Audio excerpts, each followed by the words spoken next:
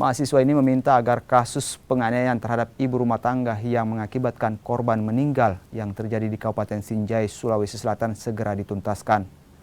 Selain itu, mereka meminta agar kasus ini segera diambil alih oleh Polda Sulawesi Selatan lantaran pengunjuk rasa menilai Polres Sinjai lamban dalam penanganan kasus tersebut.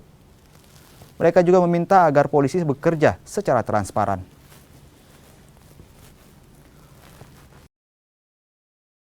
Jadi aksi ini adalah bagaimana kemudian kita menuntut bahwa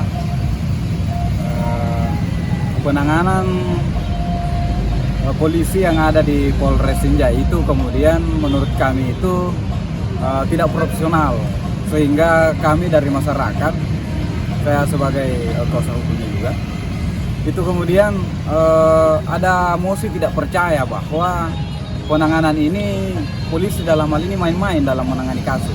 Olehnya itu kami meminta kepada Irwasda, kepada Wasidik yang ada di Polda, itu kemudian membuat gelar perkara khusus.